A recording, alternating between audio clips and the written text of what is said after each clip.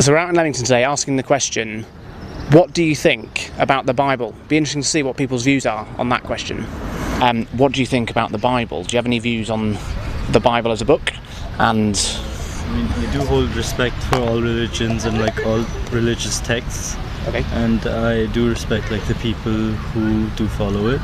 I personally am not a Christian, but yeah, I mean, do you have any faith at all? actually I'm agnostic. Okay, can I ask, have you ever read the Bible? I have not, no. No? Have you? No.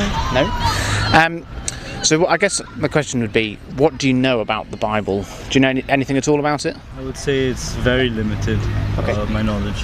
Yeah, same. I don't have enough knowledge to like say anything about it.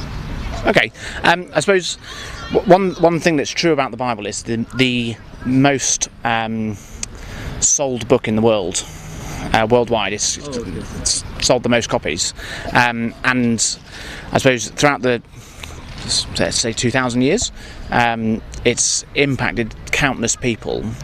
Do you think it's worth reading a book like that? Very possibly so. I feel like if you do want to know more about it, it's definitely worth reading. Yeah. Okay. Could I challenge you then? Would you read a bit of the Bible? Like right now? Well, not right now, but just if I were to give you a bit of the Bible, would you read Sure, it? yeah. Actually, I've been for a service also with my friend at college, so sure. Okay. Well, what I've got here is I've got a Mark's Gospel, which is the Bible's made up of 66 books. This is one of them. This is an eyewitness account of Jesus' life.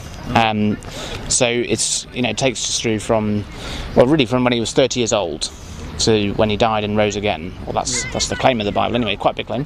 I'd love to give you that. We give them out for free. Oh, thank you so much. There you go. What do you think about the Bible? Just your initial thoughts. What do you think about the Bible? The Bible, so I grew up on the Bible. I was, went to Sunday school. My grandma definitely was avid Bible reader and going to church. I'm Christian, so I'm Christian. So yeah, it hasn't featured as much in my later life at all, but it's definitely been there, you know. Yeah. And I think there's still it has a lot to offer. You know. Is it something that you'd ever pick up again, have a look at again, get into again? You never know. I always say it's like a community there that if times were hard, I know that I've got that community there if I need to go back to it. But I think, at this point in my life, I think, we all think we're impervious to anything and everything, so we choose our own ways, don't we? So yeah, you never know. You never know. I wouldn't say never, Great. Well, thank you very much. What do you think of the Bible? What are your opinions on the Bible? I think it has plenty of good lessons and teachings, and they can be applied to everyday life. Okay. Have you read it? Yeah. Great. As an adult as well? No, when I was younger, I was raised Catholic. Oh, right, okay. Do you go to church now? Not anymore, no. No, okay. Any reason for that? Just haven't had the time or motivation to. Okay. So the question we're asking today is, what do you think about the Bible? Have you got any views on the Bible? I think it's probably the greatest book ever written, but God is pretty nasty in the Bible, particularly the Old Testament. I sort of see it more as like fantasy. I see it like Father Christmas. I take it a bit more like that, but I believe Jesus was real, and I believe all the messages that he sent are really important, and I think we should follow that. I do consider myself Christian, but I don't practice it. I grew up a Catholic. My experiences of being Catholic put me off going to church and having anything to do with God, because obviously at the time, I'm not in my 40s now, it was shoved down our throats, and we had like nuns teaching us, so we sort of rejected the idea. My nan forced me to go to church, but she wanted me to go when I didn't want to. So, but I'd say losing people, like when my granddad died, I was a staunch atheist, and then when I started to bereave, I wanted to believe that maybe there was more to life and an afterlife and that. So that made me a little bit more Christian, or a little bit more religious, I'd say, in my thinking. I did join a church group about 2 years ago, mainly just to meet people, because I was looking to meet new people, and they were all very lovely people, but they kept saying, every time I said anything to them, they were like, Jesus Christ died for us, and I was like, alright, we don't need to say that after every sentence. So like I didn't feel like I could sort of like mingle in enough because they were very focused on Jesus, these people. I mean, even in Catholic religion, they're very focused on Mary. So everything was about Mary when I was at school, and it was a bit more heavy on that side of things. But I like all religion. I'm more interested in like Buddhism, and I was with a Sikh girl for a long time, and I find that religion very interesting as well. I like the idea of religion where people are helping others, and I think we've lost a lot of that in society. So I think that's one of the good things religion brings. When I was younger, I used to believe that religion caused all the wars, because if you look around the world, often people are fighting over differences, and often it's got a religious edge to it. But I think I sort of matured my view on that, and I think war would happen regardless of religion. But I think it can be the cause of conflict as well. I think it's probably true. Yeah. Yeah. Historically, there's obviously a lot of that going on.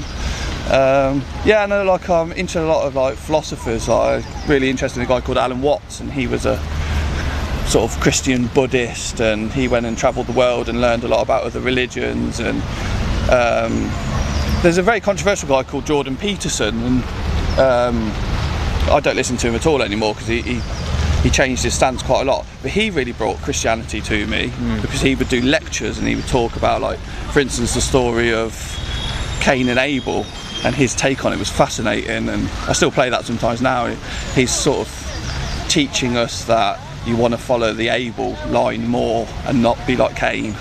But that's all Old Testament stuff, and a lot of people that are religious sort of not interested in the Old Testament. I mean, the Old Testament is pretty wild, and God is pretty evil at times in the Old Testament. What examples have you got of God being evil? Well, he just is throughout, really. He punishes people. I mean, even the story of Cain and Abel, Cain murders his brother, and then the punishment on Cain.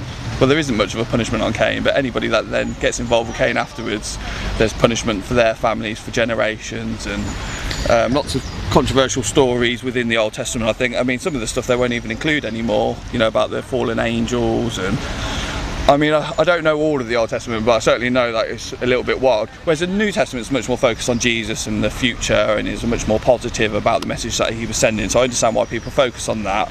But I feel like we should teach both. And I agree. Yeah. I mean, when we're as a church, we go through both Old and New Testament. You do, okay, yeah. And yeah, I agree. There are some tricky passages to understand in the Old Testament. I disagree with you that it teaches that God is evil. Yeah.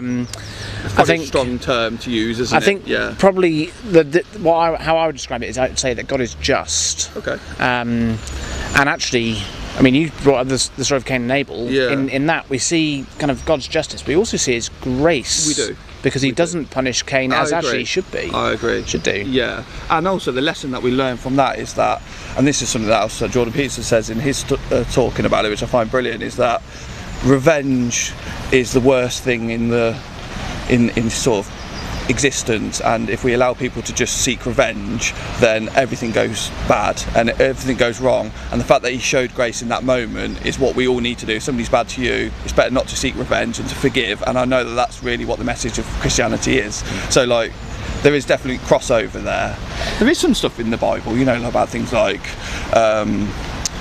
it tells us not to wear cotton, it tells you not to eat seafood. Like there's all sorts of things in there that people sort of ignore, where you know, like for instance, even in the Bible it says don't eat pork, but yet all Christians generally eat pork. So I feel like some of the controversy around the Bible is that we sort of take the bits that we like about it, and there's other bits that we really ignore about it, or there's certain things that people will mull over a little bit and be like, and again they might argue that's in the Old Testament and it's sort of like dated and it's not relevant, but there is a little bit of, I suppose the point I'm trying to make is if you want to, you can go and find examples of where evil things have happened, or there's very clear direction.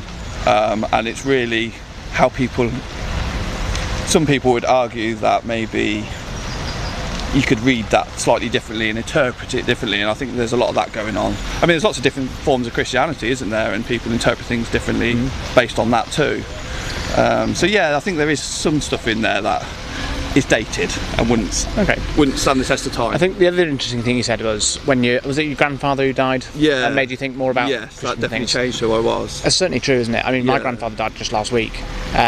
He was a Christian, Yeah. and one of the things that have comforted me and my family is we are sure that he's now in heaven Yes. with the Yeah. Lord Jesus. Yeah. And that's That not gives you just kind of, comfort it does give us comfort, but it's Yeah. not just kind of like a vain hope. No. It's Yeah.